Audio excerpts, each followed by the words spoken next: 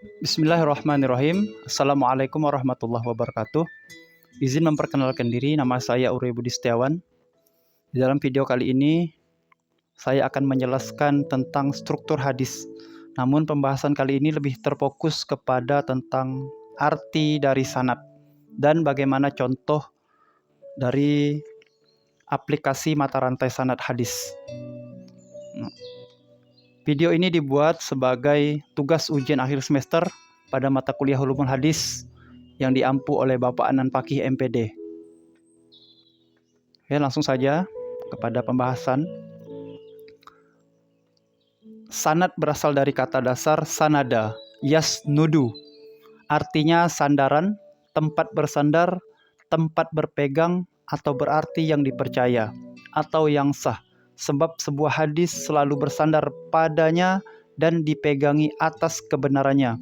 Sedangkan menurut istilah, sanad ini berasal dari kata yang berbunyi as-sanadu huwa silsilatur rijalil mausulati lil matan. Artinya, sanad ialah silsilah mata rantai orang-orang yang menghubungkan kepada matan hadis. Kutipan ini didapat dari sumber dari Tahan dalam kitab buku yang bernama Tashir ya, atau Ilmu Mulazim Lisan, halaman 85. Kemudian ada lagi kutipan tentang sanad. As-sanadu huwa silsilatur ruwatidhina naqalul matan an sadrihi al-lawwal. Kutipan ini artinya sanad ialah mata rantai para perawi yang memindahkan hadis dari sumbernya yang pertama. Kutipan ini diambil dari Al-Ajjaj Usul halaman 32. Jadi dapat kita tarik kesimpulan bahwasanya ya, yang dimaksud dengan sanad ini adalah urutan atau susunan mata rantai orang-orang yang menyampaikan materi hadis yang tersambung langsung atau terhubung langsung kepada Rasulullah SAW dan tidak mempunyai kecacatan dalam mata rantai periwayatan hadisnya. Nah, terus bagaimana ketika orang yang meriwayatkan hadis, ya, hadisnya sahih, kemudian mata rantainya ada salah satu yang cacat, maka hadis ini belum bisa dikatakan hadis sahih karena mata rantainya tidak tersambung atau bahkan lompatan mata rantai periwayatan hadisnya itu tidak tersambung gitu atau tidak sinkron, tidak sempurna. Jadi itu bisa jatuh hadisnya menjadi hadis hasan, bukan hadis yang sahih. Dan bisa saja jatuh ke hadis yang dhaif. Seperti itu. Terus bagaimana sih contoh aplikasi mata rantai dari sanad yang jelas itu bagaimana? Nah, di sini ada sebuah contoh ya. Saya akan bacakan contoh hadisnya. Ini adalah contoh hadis yang jelas mata rantainya, sanadnya jelas sampai kepada Rasulullah SAW. Saya akan bacakan. Bismillahirrahmanirrahim.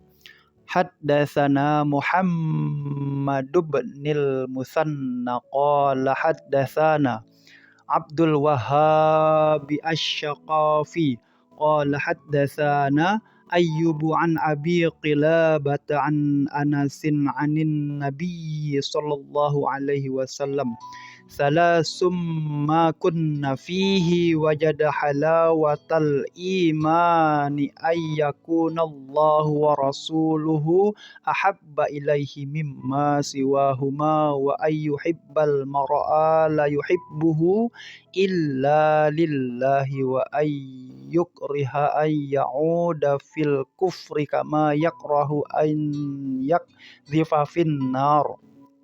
Artinya, telah memberitakan kepadaku Muhammad bin Al-Mutsanna, katanya Abdul Wahhab As-Saqafi telah mengabarkan kepadaku, katanya telah bercerita kepadaku Ayub atas pemberitaan Abi Qilabah dari Anas dari Nabi Muhammad SAW sabdanya, siapa saja yang mengamalkan 3 perkara niscaya mendapatkan lezatnya iman, yaitu Allah dan Rasul-Nya lebih dicintai daripadanya, selainnya kecintaannya kepada seorang tidak lain karena Allah semata, dan keengganannya kembali kepada kekufuran seperti keengganannya dicampakkan ke neraka.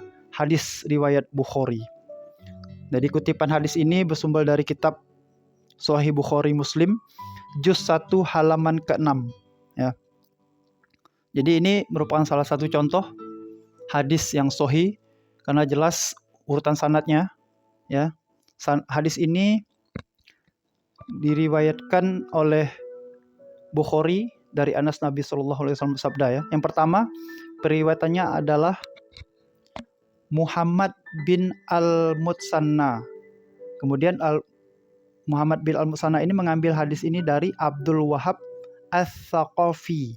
Kemudian Abdul Wahab As-Saqafi mengambil hadis ini dari Ayub, ya, kepada Ayub. Kemudian Ayub mengambil hadis ini dari Abi Qilabah.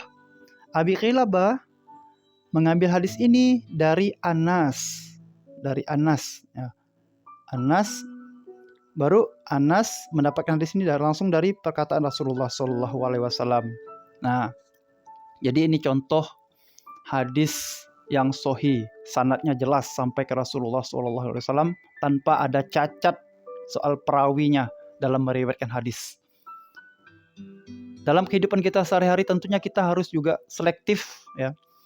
Ketika ada kegiatan pengajian, ada seorang ustadz yang menyampaikan tentang hadis, maka kita harus juga kritis mendengarkan hadis ini. Ya. Caranya adalah dengan kita mendengarkan bunyi hadisnya, kemudian kalau dia tidak menyebutkan sanadnya secara jelas, maka tunggu dulu. Hadisnya kemungkinan belum bisa kita aplikasikan, belum bisa menjadi hukum yang pasti, seperti itu. Jadi kita harus selektif lagi, ya, dalam memilih hadis yang disampaikan oleh para dai-dai ketika kita mengikuti sebuah majelis. Bukan berarti kita berburuk sangka, tapi ini merupakan ikhtiar kita dalam memelihara keimanan kita. Wabil khusus kita yang pada saat ini dalam mengamalkan hadis Rasulullah Shallallahu Alaihi Wasallam. Karena bisa saja hadis yang disampaikan itu memiliki sanad atau silsilah perawi yang tidak maksimal. Oleh karena itu pentingnya kita belajar tentang sanad, ya, sanad mata rantai sanad hadis. Dan ini sangat penting sekali dalam kita menerapkan atau mengaplikasikan dari sunnah-sunnah Rasulullah yang ditinggalkan Rasulullah, yaitu berupa hadis. Mungkin demikian video yang dapat saya sampaikan. Terima kasih. Saran saya untuk Pak Anan, Pakih, mungkin kedepannya penyampaian materi ilmu hadis sudah sangat baik. Akan tetapi ketika Bapak menyampaikan kepada mahasiswa, mungkin ada gesek-gesekan tentang akidah, ya. Mungkin menyampaikannya lebih dengan bahasa yang halus, jangan berbahasa yang agak tajam gitu, Pak. Mungkin ini saran dari saya. Kurang lebihnya saya mohon maaf. Mudah-mudahan video ini membawa manfaat untuk diri saya pribadi, dan kemudian untuk yang menonton video ini mudah-mudahan kita selalu diberikan Allah keistiqomahan dalam mempelajari terus ilmu-ilmu agama Islam. Demikian, Assalamualaikum warahmatullahi wabarakatuh.